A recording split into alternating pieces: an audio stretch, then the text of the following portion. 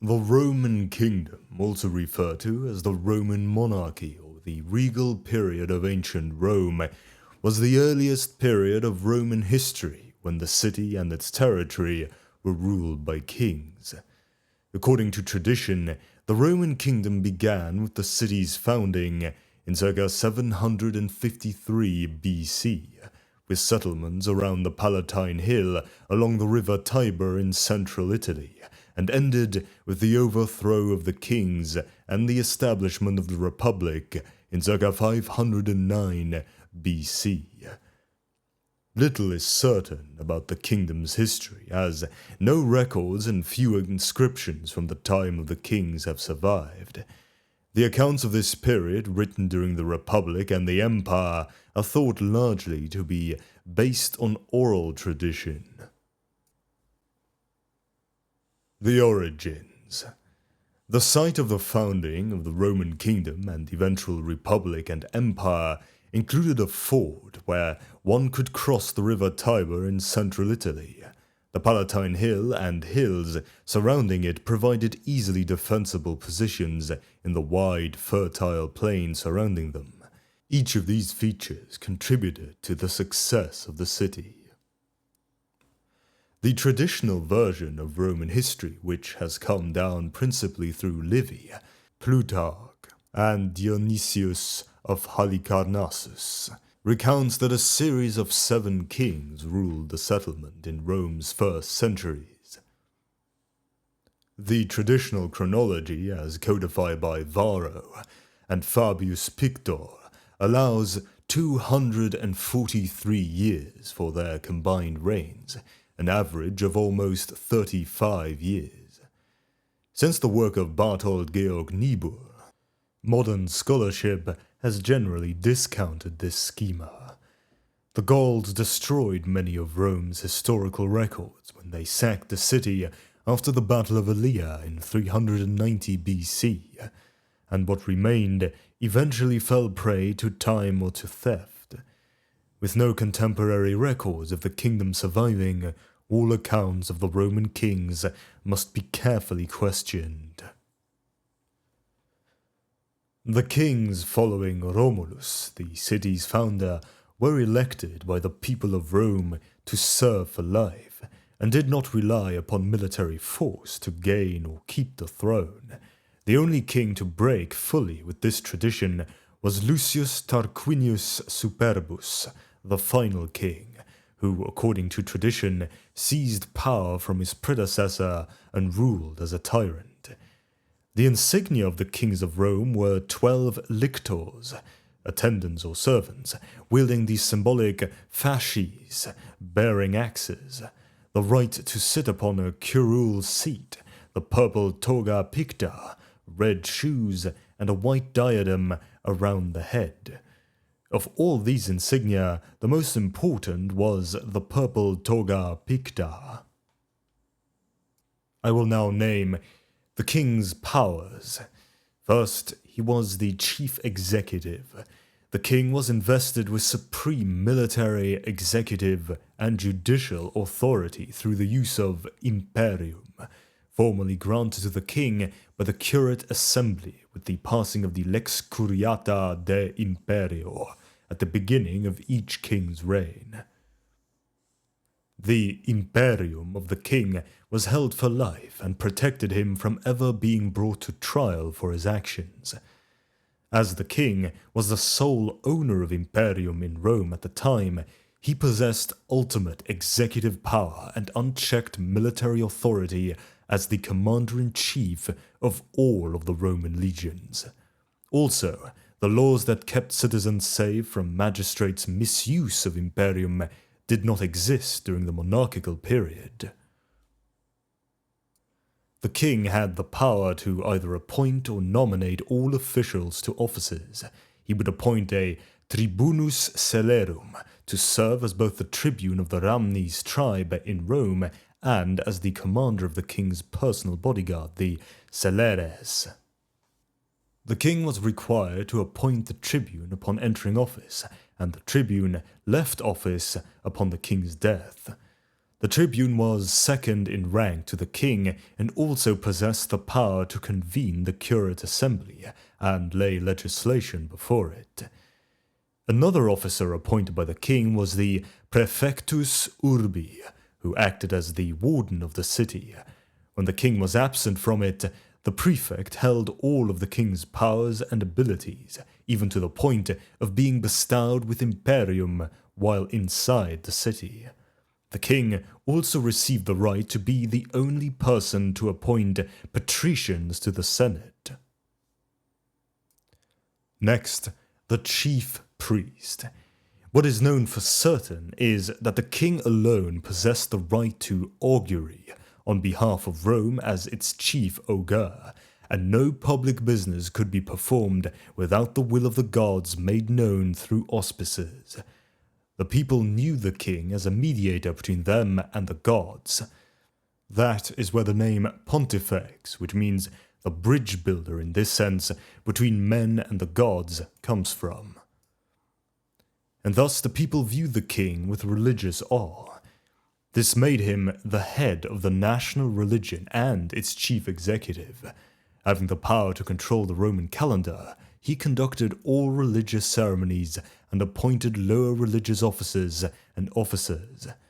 It is said that Romulus himself instituted the augurs and was believed to have been the best augur of all. Likewise, King Numa Pompilius instituted the pontiffs and through them developed the foundations of the religious dogma of Rome. Next, Chief Legislator.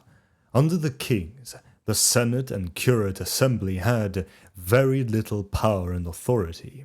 They were not independent, since they lacked the right to meet together and discuss questions of state at their own will.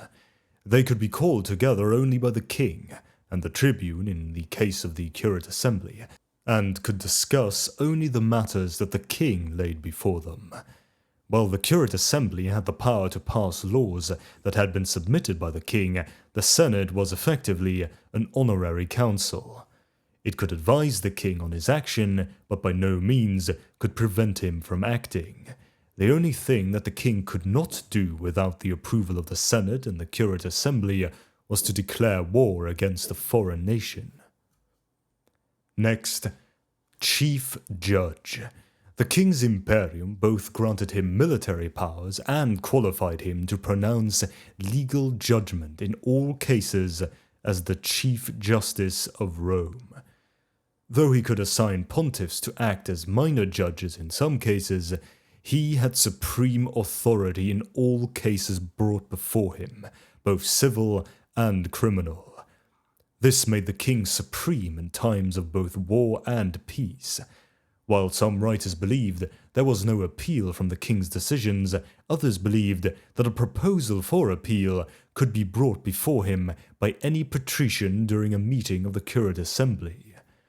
To assist the king, a council advised him during all trials, but this council had no power to control his decisions. Also, 2 criminal detectives, quaestores parricidi, were appointed by him, as well as a 2-man criminal court, or duumviri perduellionis, which oversaw cases of treason.